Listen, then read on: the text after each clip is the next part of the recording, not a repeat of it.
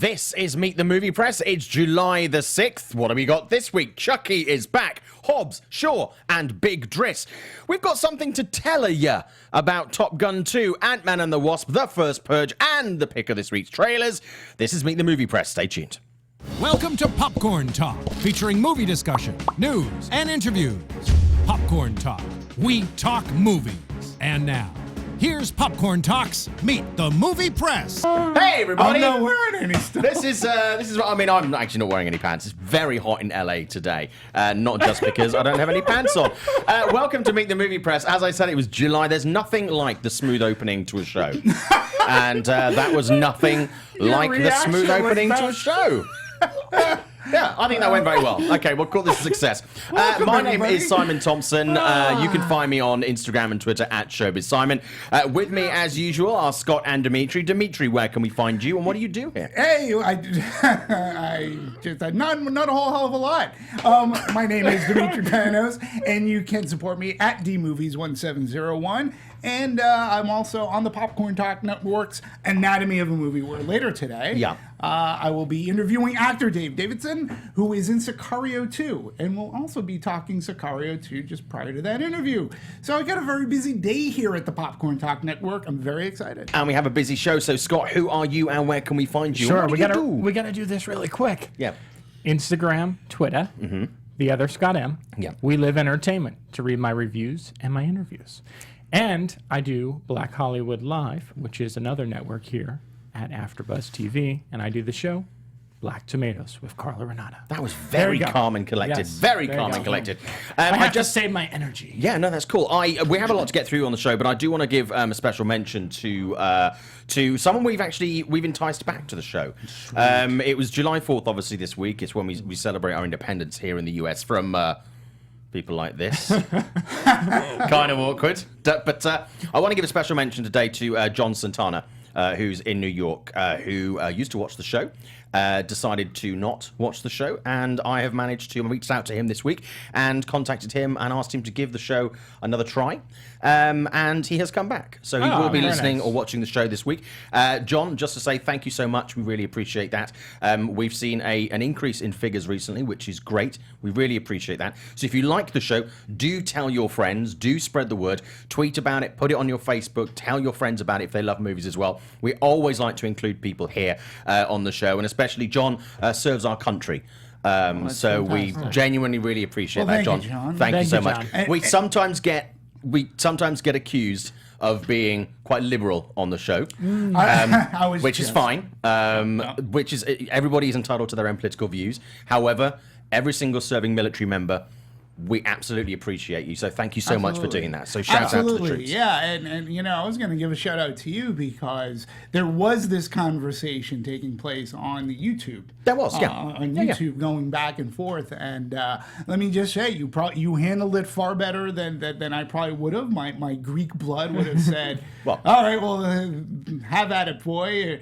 But it was very good dialogue, and it was open dialogue, and you opened up this door in a way that this person was like, hey, you know what are we fighting for? Which is basically what it came down to. Yeah, and we won't always, because it's him. well, we In won't, the no, English I just accent. have to say, we won't exactly. always agree. We have our own political views on the Sure. show.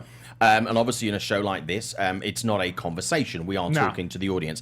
Now, we won't always agree on politics, whether you're a viewer or whether you're here in the studio. And that's absolutely fine. But one thing that does bring us together is our love of movies and the love of the movie industry. Sure. So I hope that will be something that is a uniting factor on the show.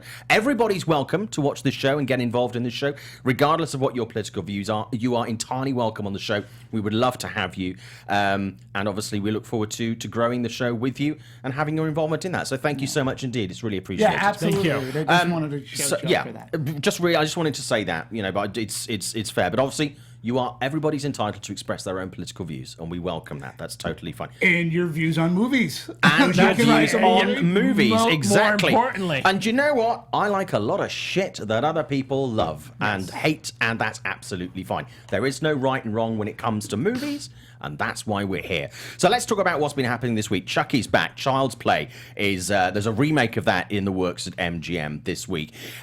There's also a TV show which is on the way. Now, There's two differences here. One is the fact that obviously one is going to be a remake, which is not going to have the original guys involved in that.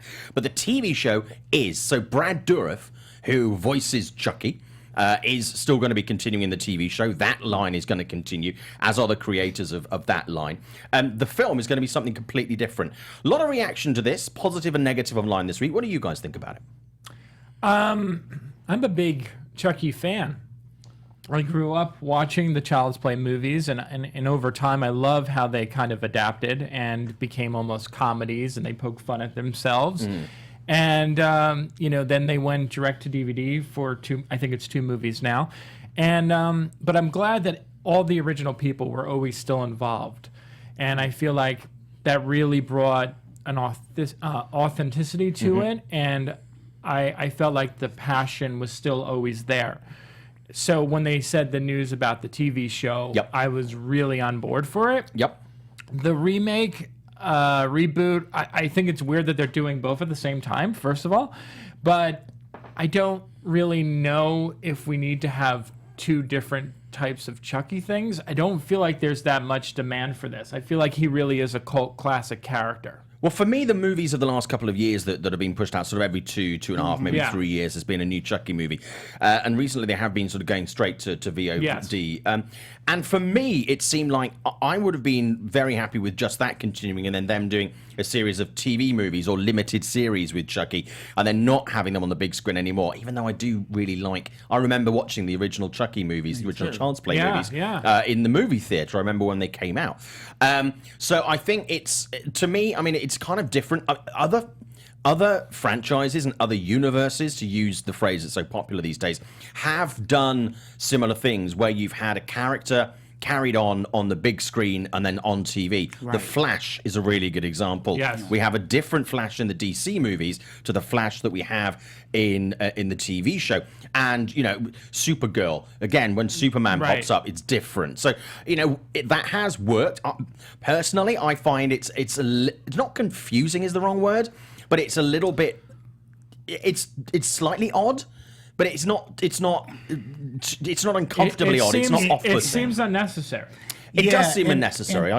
Good word.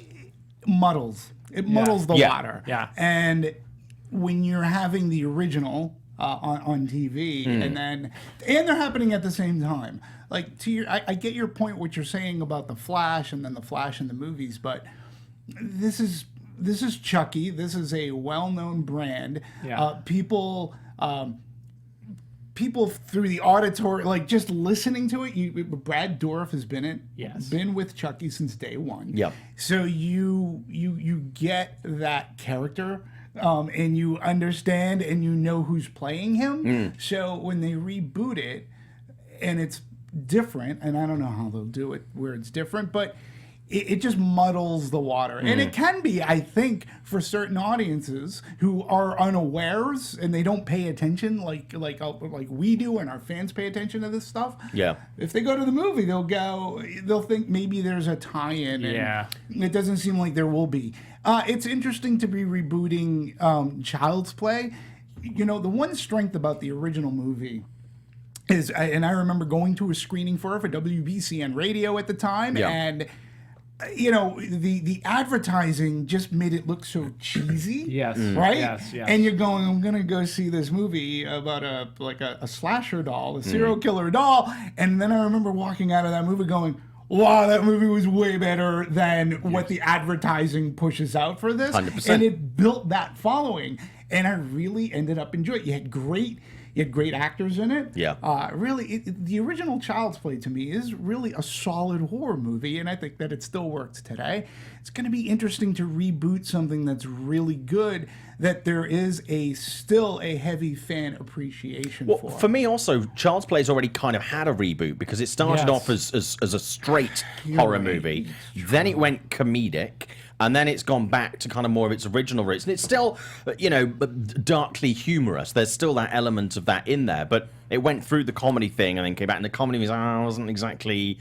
I wasn't entirely on board with that. I mean, it like kind of Bride worked, of but it Chucky. didn't. I like Bride of Chucky too. Chucky's, yeah, but but now it's back to being sort of more serious horror, going back to its roots. I really appreciate it as a franchise. Also, I think the character has a very distinctive look. That has evolved over the movies. Yes, We've seen that evolution, that kind of growth, as if it was a real character, a real person. And I think if you would need to do something quite different, quite radically different to separate. And to me, that wouldn't be Child's Play. That wouldn't be a reboot. To me, that would be almost like creating a new character within the Child's Play universe.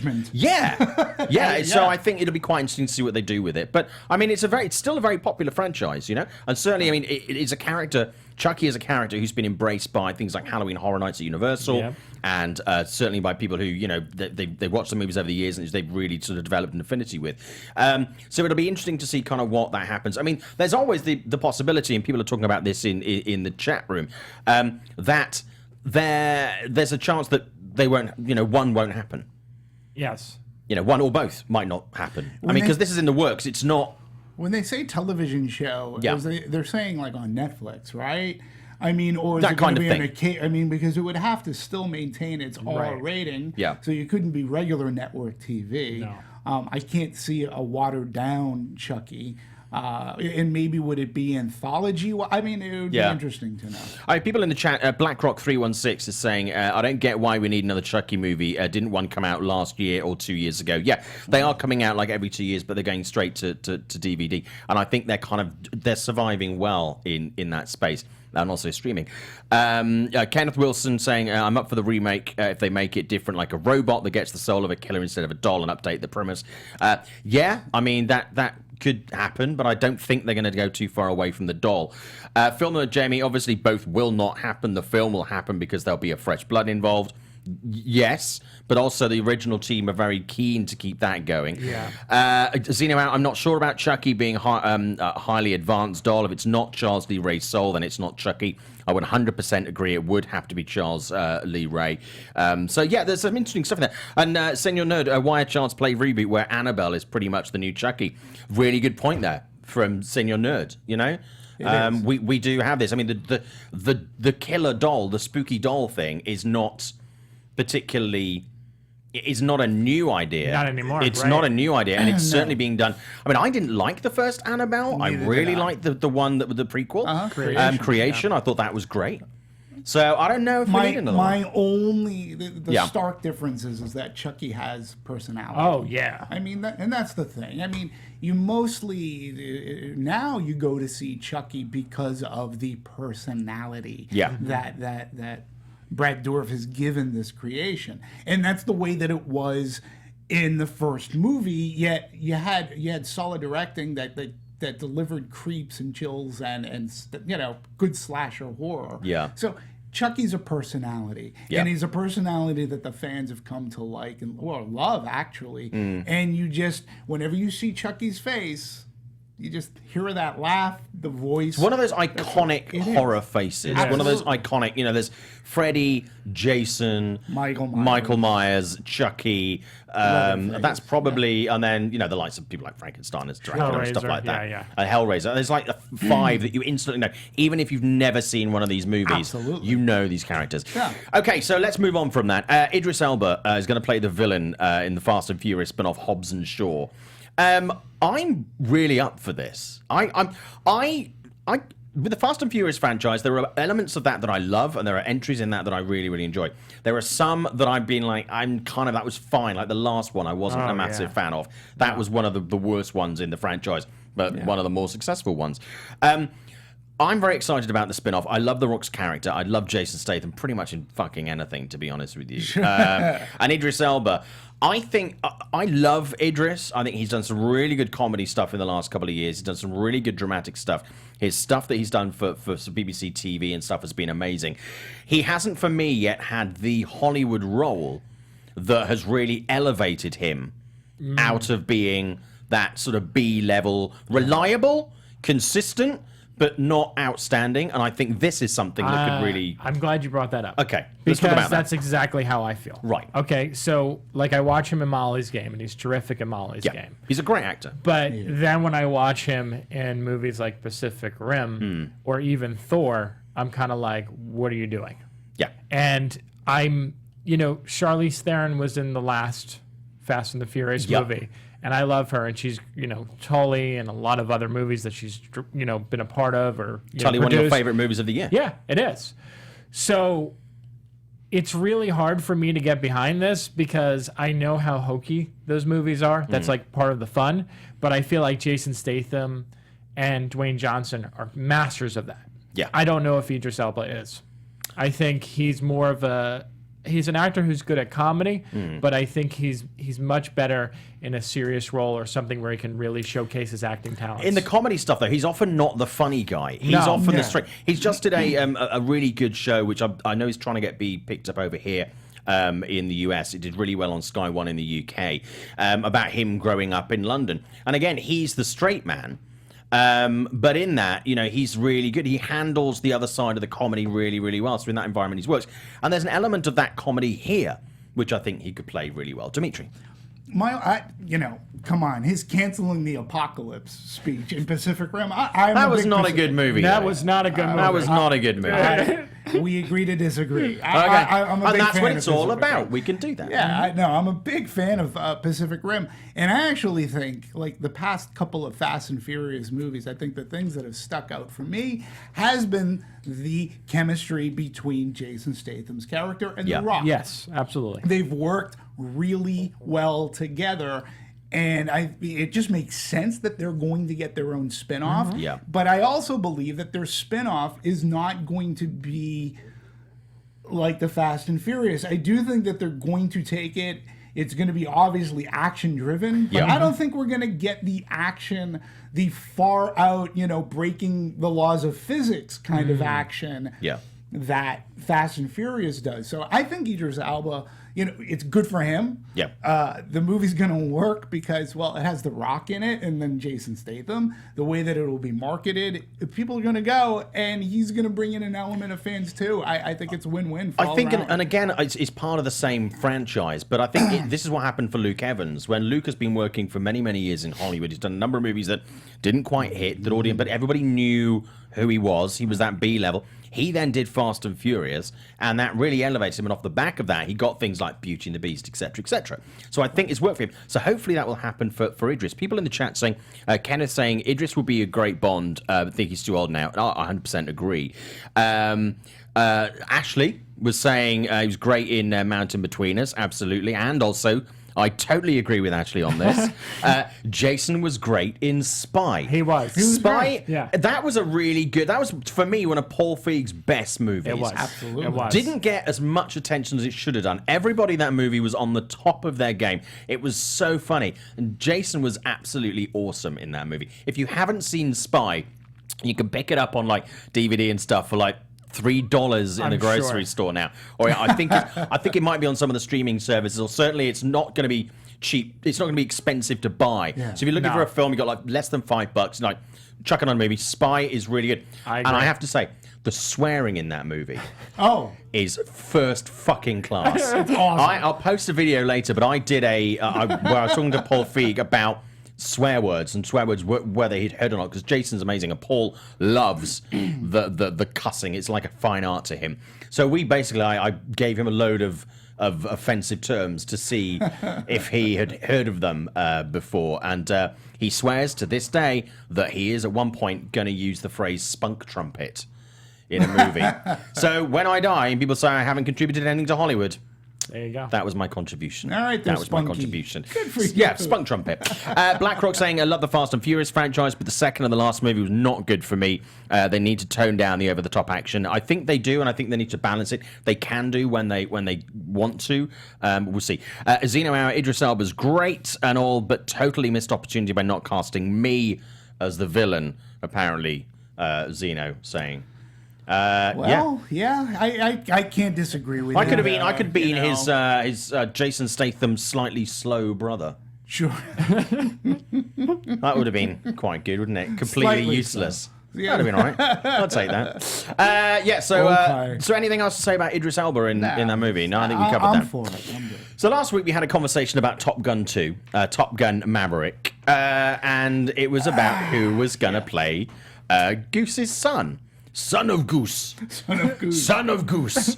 There were 3 actors in line for it. There was Nick Holt. There was Glenn Powell. and there was Miles Teller.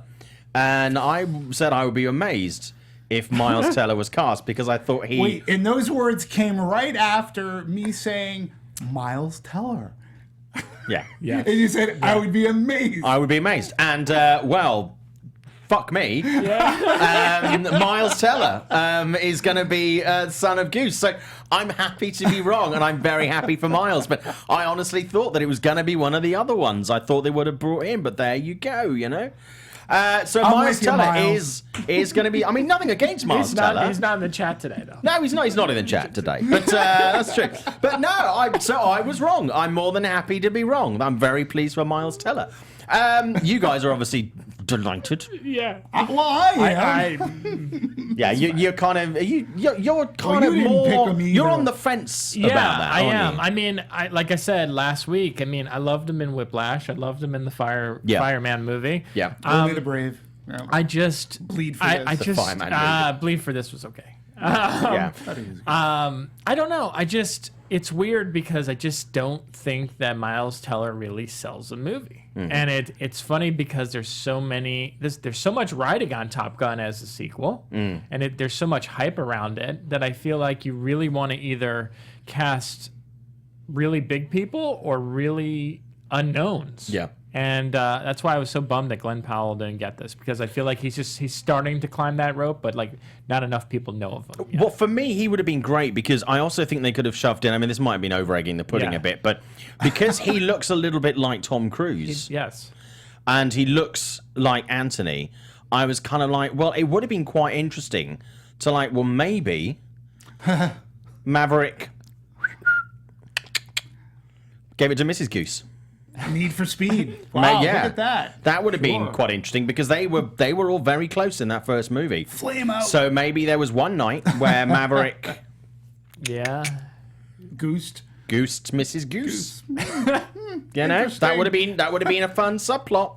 Maybe a little bit, you know. Spoiler alert. Maybe a little bit sort of, you know, soap opera-y, but it would have been quite fun. I'm just saying, you know, Bruckheimer, if you're looking for an additional plot point in there and you potentially need to recast, just saying that might work. No, but I just thought that would have been quite a handy little plot point. But obviously that's not going to happen now because Miles Teller doesn't look anything like Tom Cruise. No. Yeah. But And again, though, you say he doesn't sell a movie. He's not being. he's not above the line. He doesn't have to. Yeah. I mean, like the responsibility isn't necessarily on Miles Teller, just like it necessarily wasn't in like movies like Only the Brave. Right. Right. So you have him come in. This movie is sold on Maverick and Tom Cruise. Yeah. Yes. And planes and Yeah. fighter Yes. planes and Right. jets.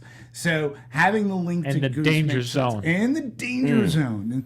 And so for him, it's not really on his shoulders. I think I'm curious. I just want to know how this is all going to play. There has yet been word as to whether or not Meg Ryan will make a cameo in the movie. Kelly McGillis doesn't really act anymore. I mean, she was in Stakeland and a few other things, Yeah. but doesn't really. It'd be nice if they can get her back though, for some reason. Yeah. So it look, I'm all in on this movie. Yeah. I'm really looking forward to it, and I'm glad that Miles Teller got the thing. Hey, this clock here, and I'm calling myself this broken clock here. Okay. Last week I proved that a broken clock can be right twice a day because I had that, and I also said Sicario 2 was going to way over index what everybody was prognosticating. And it did. It did. So this broken clock was right twice in one day. Talking about broken clocks, and we talked about this on the show last week, the house with the clock in its walls. There's the hashtag is house with a clock. I could see that hashtag going horribly wrong. It's not a good hashtag. That's not a good hashtag. That's going to go horribly wrong. I mean, people can't do Ant-Man and the Wasp or like, you know, whatever. And I'm just like, House with a Clock is going to go horribly wrong. And have you noticed that they've like almost taken over social media? Like things been like very Twitter? busy. Very busy. Really? Yeah. And that Yeah, makes me wonder, wow, that's a lot of time spent on Twitter for that movie. Let's get back on track with that was my fault. That was Top Gun Maverick and Miles Teller.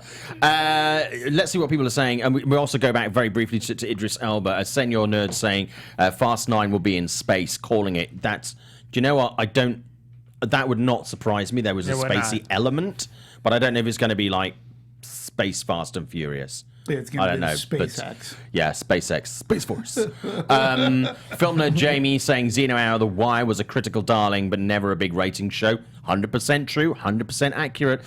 Film nerd Jamie, Miles Teller is honestly too good for Top Gun 2, but I sense he needs to be in a big commercial movie. I agree with both of those things.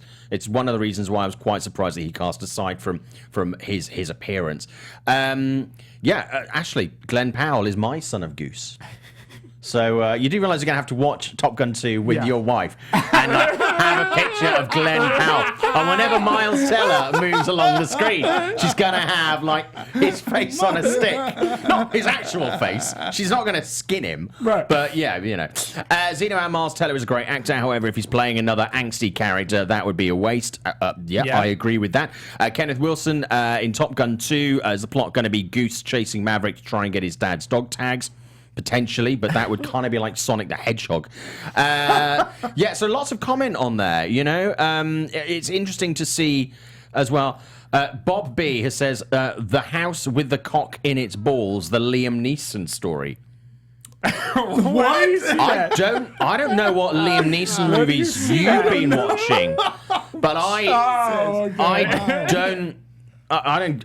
don't get that reference. But you said cock and balls, so that's quite funny. And also Jack Dennis saying, hey guys, Miles Teller here, getting ready for Top Gun 2. Just saying. Good to have you back, Miles. Yeah. Good to have you back. Okay, let's move on. A very controversial story this week. And it's an actress who is no stranger to controversy when she's being cast in these movies. Scarlett Johansson this week. Now she's going to play a trans mobster in Rub and Tug. By the way, my favourite title for a movie in the longest time. Although I would like to see those as two like detectives who, Rub and Tug. I'm Rub, and he's Tug. Yeah. Why do they keep calling me Tug? It's like, we'll beat it out here. Scarlett Johansson is going to be reteaming with the director. I thought too much about that movie. Reteaming with the director of Ghost in the Shell. Oh boy! For the true story of this character's mafia running a load of illicit massage parlors. And obviously, understandably, the top line of complaint in this is the fact that, I mean, this is when she did Ghost in the Shell. Right. There was the talk of whitewashing, which is a problem in Hollywood and is being dealt with, but there's still a way to go. But obviously now this is ScarJo taking on a character who is someone who is trans. And right now in the industry, we are not short. There have been documentaries, there have been independent films, there have been major TV shows with trans actors there playing roles, but not playing the roles of trans people, playing the role of people. Sure. So we know there are trans actors out there. Why wouldn't you get a trans actor to play this role? Now, an obvious thing is, well, two reasons. One, there are people who will have a problem with that. They don't want to watch trans actors. Okay. The second is the fact that ScarJo is a name. Scarlett Johansson, you know that will get some bums on seats. That'll get a certain amount of interest. If you don't have that star name, it gets a little bit harder to sell tickets sometimes. What do you guys think? Well, a lot of the times. I mean, there aren't that many movie... I had this conversation on a regular basis. There aren't that many movie stars. But, right. So what do you think about this? Let's look at those sort of the big... Let's look at the issue of not being a trans actor in this lead role. Yeah. It's interesting. I didn't even think of your first topic. But the second topic I did. On Anatomy of a Movie, when we did Ghost in the Shell, we spent a lot of time talking about this whitewashing. It was of my opinion, I won't speak for my other colleagues, they're not here, but I don't think that there was whitewashing in that movie because of the way that they made that character, and they made no bones about telling us that this character has no identity. Yeah. And it wasn't supposed to have an identity. Yeah. So coming on board this, I just feel bad for in a sense for ScarJo or Scarlett Johansson. That, I mean, yes, there are, I'm sure, plenty of transgender actors who could have taken this role, but to the point of making a movie and putting them in the main role to get, you need some semblance of a name. This isn't, I'm not demeaning transgender actors. Yes, there are plenty. You should maybe put some in the movie. But when you're talking your title character, an unknown, whether she's transgender or not, wouldn't really sell the movie.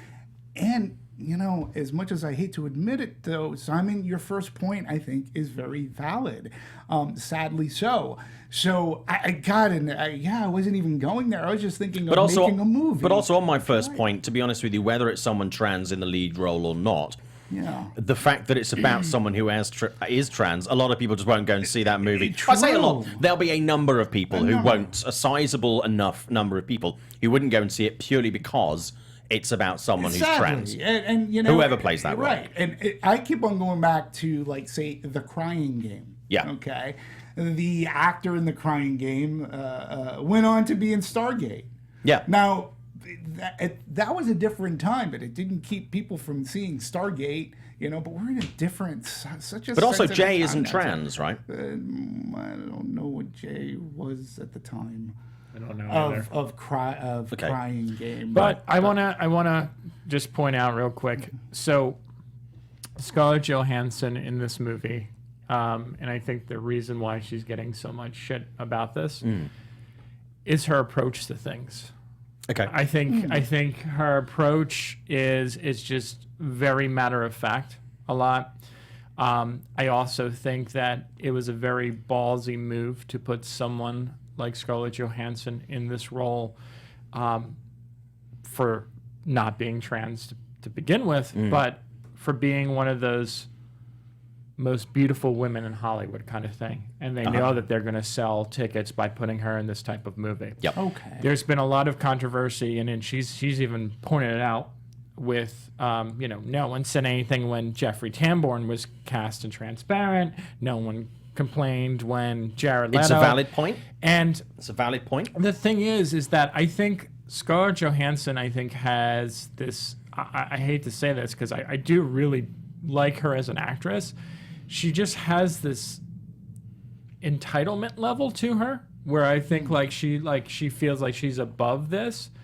But there's also another conversation to be had about why is this being brought up now when it's a female, as opposed to when males have been doing this transition over in a lot of movies over the years. Agree with it or not, that's a valid point. That's what she's saying is not something that is unreasonable. Yeah, but I think it's really just the fact that she's such, a beautiful, woman, and everyone looks at her that way, and it's like, oh, she can sell, she's sexy, blah, blah, blah.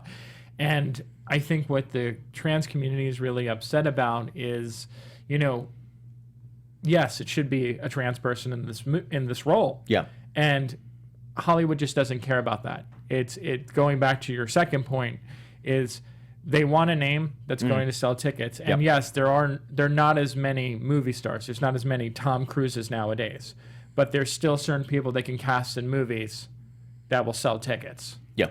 And that are household names versus people who are like more independent names. Yeah. Scarlett Johansson's not an independent film star anymore. No. She started off that way, but she's a big Hollywood superstar. Yeah. And just for funny things, I'm still waiting for my apology for Rough Night. That's what I'm still pissed off about. Yes. For Scarlett Johansson. That fucking movie was disaster. Yeah. Rough Night. Oh God, yeah. I completely forgotten about that movie. And well, she was also Jesus Christ. She was also in The Spirit. Oh my God! Good God! Yeah, but no, but oh my God! I blanked those movies out. I'm telling you, Rough Night though, because Rough Night came out 3 months before Girls Trip, and my God, Girls Trip blew that fucking shit away. The other thing, if we could just bring this up too, there were 2 movies that came out last year. I remember talking about them on Anatomy of a Movie extensively about whitewashing.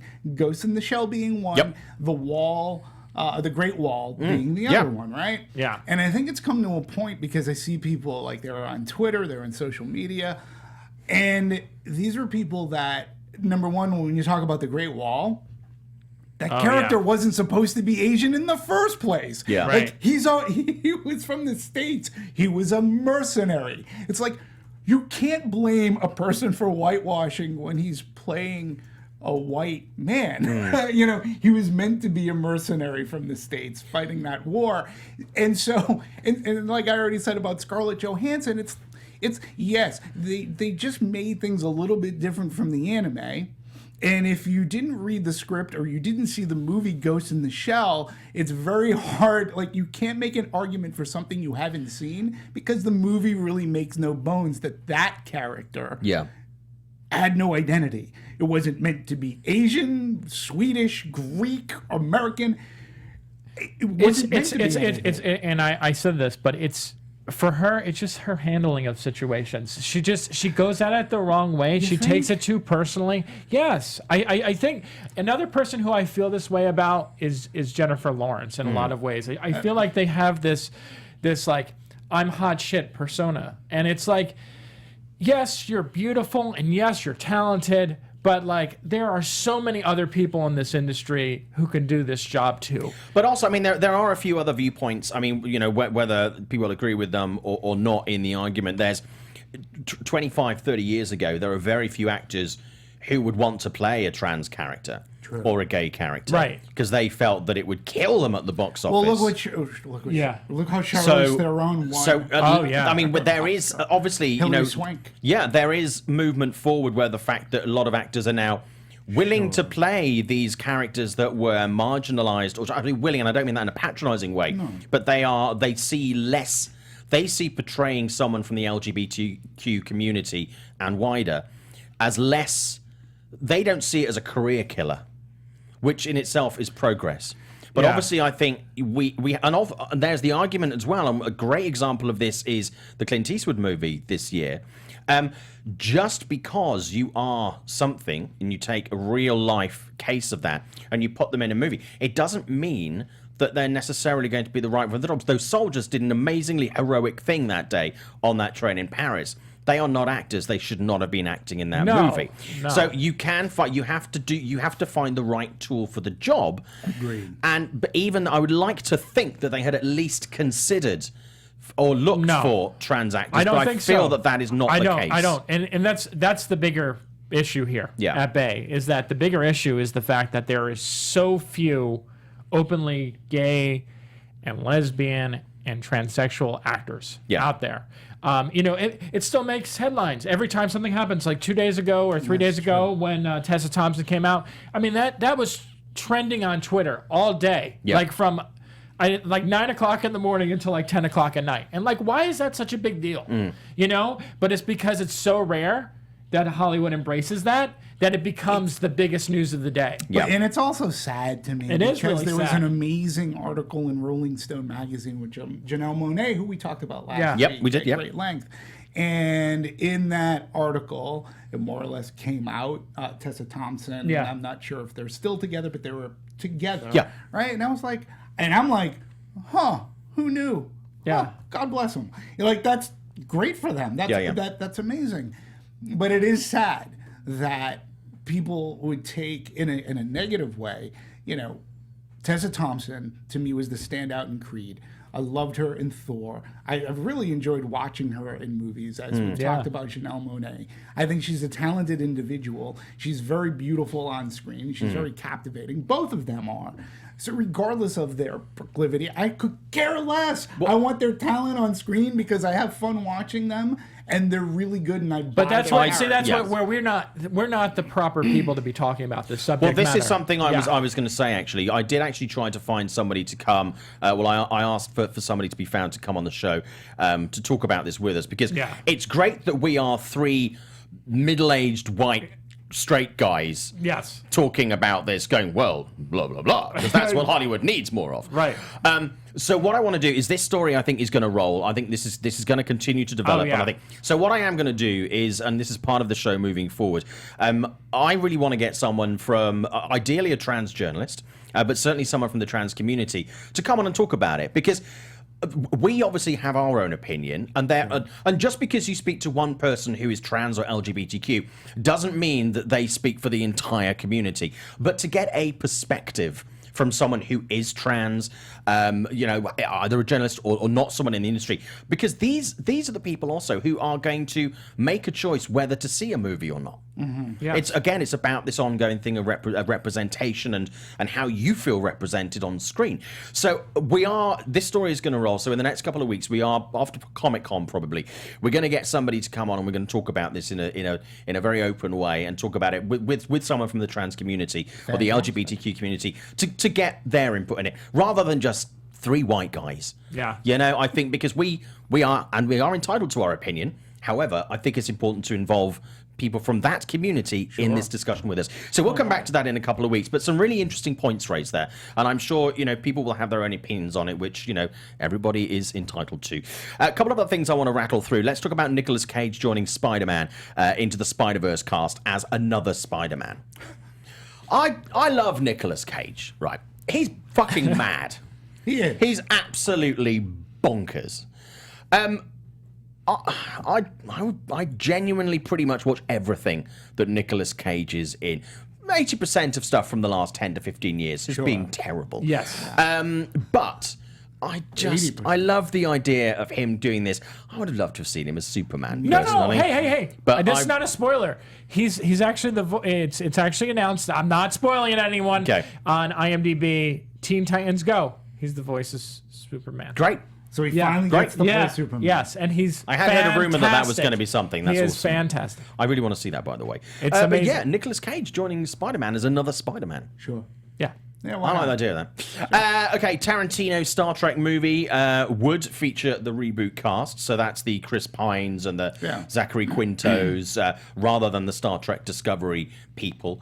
What do you think about that? I think that's I know a lot of people don't like the new Star Trek movies, and I think they've been varying quality. But I'm pretty. I mean, still, there's a question mark over whether this will ever happen. But I'm up for that. As a Star Trek fan. Yeah. And I enjoyed Star Trek, and I really enjoyed Into Darkness. Again, when we talk about fandom, it was I liked Into crazy, Darkness, too. I liked the Into Darkness. I wasn't a fan of Beyond. So, Me either. Yeah, Interesting. You see, I did like that. I know a lot of people didn't like that. I enjoyed that That movie. was very not Star Trek. Yeah. But in any case, for me, the whole Quentin Tarantino thing is I would love to see him tackle the science fiction genre. I would love to see his take on Star Trek. And I don't, because I do believe that he will have an appreciation for the science fiction of it all. Yeah. And Star Trek doesn't have to be violent, but I think his take on it will be interesting. And I would just like to see his eye, like his writing and how he writes that.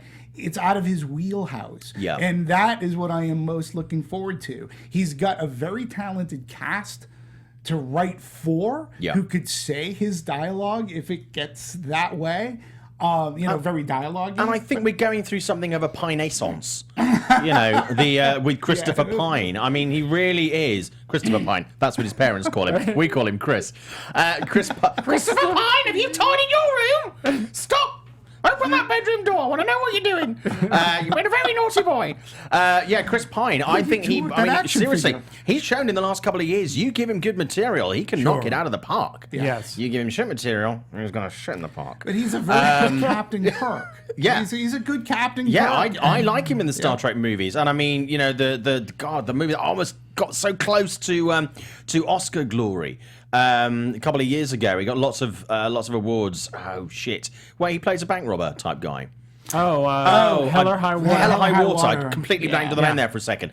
Great in that. Great in Wonder Woman. He's coming back in Wonder Woman 1984. So yeah, I mean, I like him. He was also so great in that Finest Hours movie. liked him a lot. That one, very underweight. In fact, if I can't, Anatomy of a Movie, we actually had the Coast Guard men who consulted on that movie and talked about the history. And they talked about Chris Pine's dad, who is in the original Chips television series. Oh, cool. Came to the set, and he's a great conversation. They said Chris Pine was so very professional, but he's a great actor, and what he's done is what I talked about in Solo.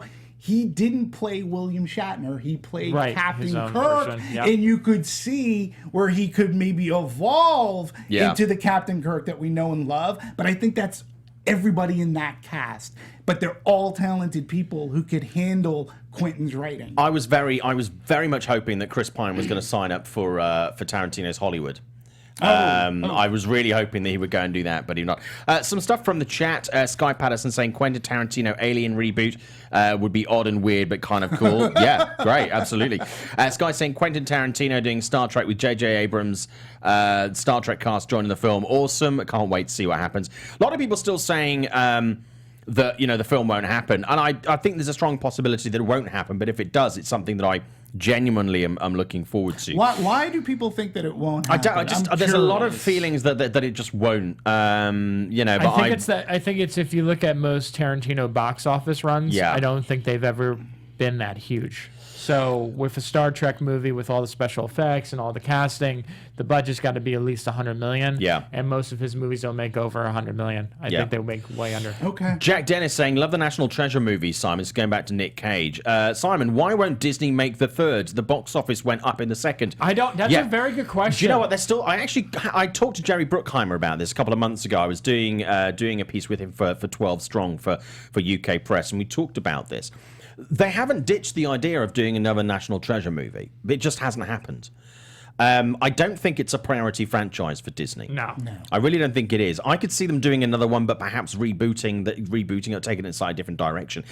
Yeah, I actually enjoy the National Treasure movies. The first one I kind of bypassed in theaters, and then I watched it on home entertainment and really enjoyed it. And the second one I really enjoyed in theaters. It was basically a modern Indiana Jones for a lot of kids. Not as big and not as iconic, but kind of that, filling that adventure niche. I'm with Jack on this. I would love to see them do it. Jerry has got ideas. He's talked about them. It just doesn't seem to be a priority for Disney right now. And certainly, we discussed last week with Indiana Jones coming back, I don't see it being a priority anytime soon. But there's nothing to say.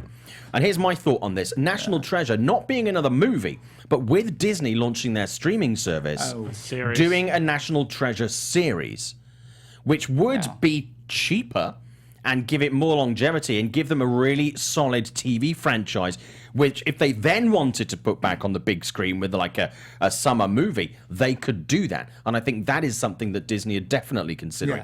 So I don't think we've seen the last of National Treasure, but it just doesn't seem to priority for Disney right now. Yeah, the movie that's been on cable a lot lately, and I just always tune into it, is The Rock. I mean, The Rock is so good, and that's a movie too where you say, wow, Nicolas Cage and Sean Connery, would that really work? Yes, it does. Okay. Did I ever tell you about the story about the time that I freaked out Jerry Bruckheimer? No. Very quickly, I was in Spain doing press for Sorcerer's Apprentice, and I was booking an appointment to have a massage in the hotel where all the media was staying, and not a rub and tug, a back one. And it was a very nice hotel. I don't know if they've given me that, but I didn't ask, so I don't know. Side comment. But anyway, so I had to give up my spot for Jerry Bruckheimer. Oh. I got asked if I would give up my spot, so I did. But obviously Jerry didn't know that it was me or I was media or gave up my spot. So I go into the interview room and I'm like, "How was your massage this morning, Jerry?" And he was freaked out. I said it wasn't me. I didn't give you the. Yeah. There you go. Yeah. A little bit of insight into my showbiz world. Massages I didn't have. Okay, let's move on to something else. Sonic the Hedgehog movie lands Jim Carrey as the mad scientist villain. We know that James Marsden's already in this movie. He's not going to be playing Sonic. But yeah, I mean, Jim Carrey, great. Yeah. Sure. I love Jim Carrey when he's being wacky, whether it's slightly restrained wacky. You guys happy with that? Yes, I am. Not that Hollywood gives a shit about us, but fine. We're okay with it. Doctor Strange sequel confirmed by Kevin Feige this week. Died. God, nobody died. No, he doesn't. Nobody dies.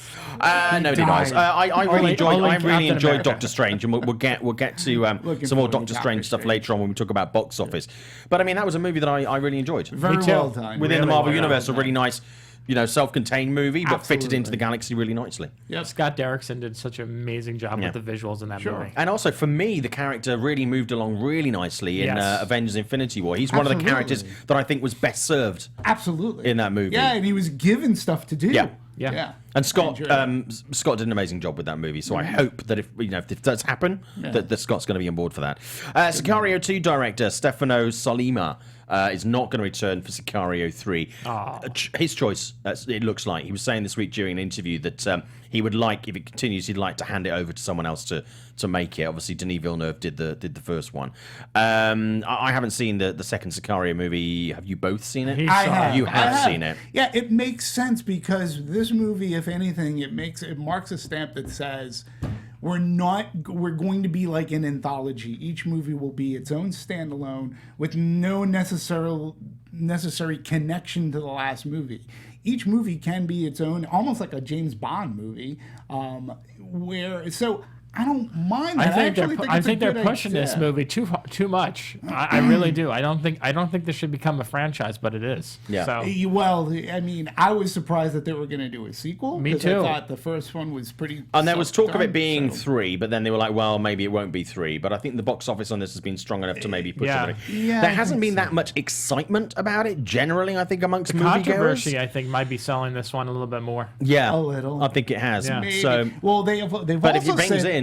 but they've also bucks. said that it's hurting it as well. Yeah. So it's interesting. I can't wait to talk about it on Anatomy. So A couple of people talking about some stuff that we've just covered. Sky Patterson is saying some amazing things. Oh, congratulations, Sky!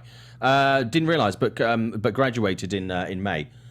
This year. I didn't realise. Congratulations. Congratulations. Looking for a job now and going to be going back to school for fine arts and business. So that's fantastic. So maybe good for we'll you. see Sky in Hollywood at some point.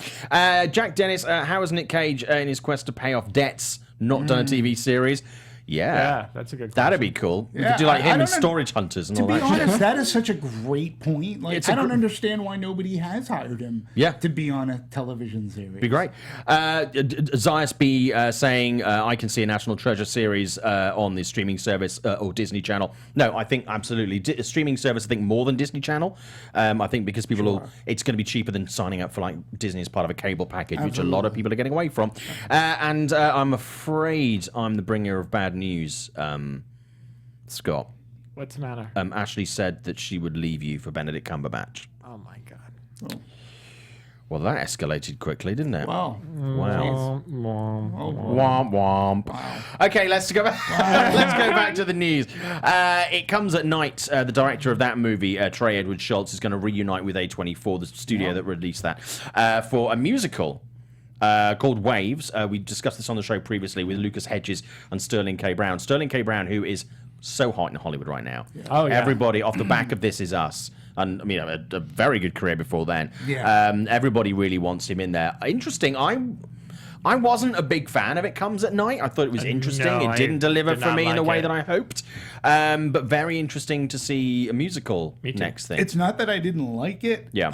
I think it's great though that a director.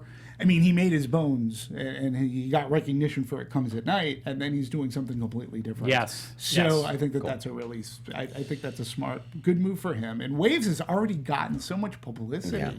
I mean, already. So Yeah. it's good. Good for him. So we have 5 minutes left on the show. We need to get to box office very quickly. We'll the trailers this week. Not huge trailers this week. The one that really stood out for me was Wolfman's Got Nards. Same here. The Yep, documentary yeah. for the Monster Squad. That doesn't have a distributor yet. I'm super psyched about that movie. Same here. That is going to be so good. The biggest movie at the box office this weekend is obviously Ant-Man and the Wasp, which is great. Obviously, you're wearing the T-shirt. I love the movie. Clearly, we were paid by Disney to do that. Absolutely. Yeah, clearly by that, which is true. I also did an interview with Peyton Reed, which is on Forbes. That might be worth checking out. There's a lot of Very stuff good we cover in interview. there. Yes, very good. Disney-Fox merger, Fantastic Four, Ant-Man. We also talk about the remake The Last Jedi campaign that's Who's been gonna do going it? on. He's doing he's it. definitely he's one of the producers. Oh, He's okay. one of the Yeah, producers. No, I get Peyton's thoughts on that because obviously someone within that Disney family and talking, being at the helm of movies in a major franchise, we talk about that as well. It's worth getting his take on it. It's very, very interesting. Big movies this weekend. Ant-Man and the Wasp took 11.5 million on Thursday. Right. The original took 6.4, so that is a very big step up. Doctor Strange, by comparison, 9.4 million. So this is a very, very strong opening for Ant-Man and the Wasp. We actually touch on why the characters resonated in the interview with Peyton. You were going to say something. Yeah, I was going to say, it's for me, it's hard. Using Doctor Strange isn't like the best comparison because Doctor Strange is the first. Yep. Like to do Doctor Strange in the first Ant-Man and Wasp. Yeah. That's apples to apples to me. Yeah. To say that this did better than Doctor Strange, I go, well, purely kind of to give it context. It's sort of kind of. And again, I'm going to say that I think this movie, is going to do far better than what they have initially. People are saying it's going to be a 70 to 80 million weekend. I can see it going 85, 90 very easily. I can see it doing, a lot of people are very excited about it. Ant-Man did 57 million debut, 180 million domestic by the end of its run, and 519 domestic globally. I can see them adding 200 million to that quite easily. I think this is just a nice change of pace. Yeah. So far from Marvel movies this year, it's the Thor Ragnarok of this year. Yeah. Something that's just lighthearted and fun, and I love the family elements. This movie. Even though we've had 3 Marvel movies out this year, it appears they haven't really cannibalized each other, which is great. And I again discussed that with Peyton in the piece. They're all they've been all different. Yeah, and Ant-Man has made cameos in the various other movies, and he's been great. Yeah. And so he's built audience from being in those other movies as well. And the first Ant-Man didn't do as well because there was all that controversy. We talk about this all the time on the show, is that, Edgar Wright left that movie, and a lot of people were like, screw this, I'm not seeing it because they screwed over Edgar Wright. And Edgar Wright has a very loyal fan base. He might not have the hugest fan base, but he has a very loyal fan base. Talking of something else that has a fan base out this week, the First Purge came out on July 4th. It's been doing pretty well. Blumhouse Corner. 9.3 million for the 2-day. It's looking like it's fighting at the moment. People are kind of differing on this. Looks like it's going to be fighting for second place with Jurassic World or Incredibles 2. Some people are saying it's going to be quite below those. So it's looking at a weekend of something in the 20s. I can see it doing about 25 quite easily. Some people are saying more 20, 22. I think we're looking at 25 this weekend. Whatever it does, if it's in the 20s, it made its budget back. Good. I mean, good for them. It's not my favorite Purge movie, but I do love the franchise, and I think it is worth checking out. They've done something quite different with this. I will say, I know we have to wrap real quick, but I mean, I want to say that movie for me, like, that felt a little like I felt uncomfortable watching that. It's uncomfortable. It is. Yeah, and it's just because of all the themes that are going on within that movie that within the First Purge. Yes, that feels way too relevant to now. It's getting it's still fantastical, but it's getting very close to where we are, and it is.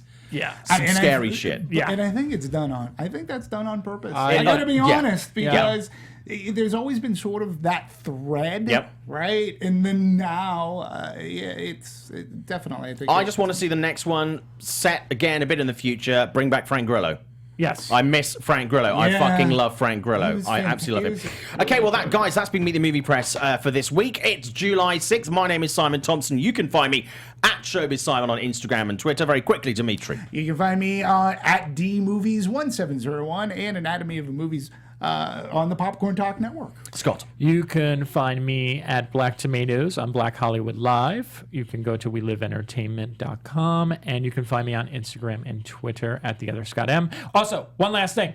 You need to see Sorry to Bother You this weekend. I know I'm like the guy on this show every weekend. Every week I'm like, go see something. And I've been right every week. Come on. Won't you be my neighbor? Set it up. Like all these buzz. It's like everyone's Sorry to Bother You, most original and ambitious movie of the year. Thank you so much. Guys, I will see you again next week. We're resting it for Comic-Con because we're both going to be away. Guys, thank you so much. If you like the show, Meet the Movie Press, please tell your friends. Subscribe on iTunes. Share it on everything on YouTube and Facebook and everything else. We really appreciate you getting involved in the show. You guys have a great weekend. Watch some movies. Don't get too hot. It's hot as hell out there. And don't forget, football is coming home. Just in case you wondered. It got a bit lost for a while. It's coming home. From producers Maria Menounos, Kevin Undergaro, Phil Svitek, and the entire Popcorn Talk Network, we would like to thank you for tuning in. For questions or comments, be sure to visit popcorntalk.com. I'm Sir Richard Wentworth, and this has been a presentation of the Popcorn Talk Network. The views expressed herein are those of the hosts only and do not necessarily reflect the views of its owners or principals.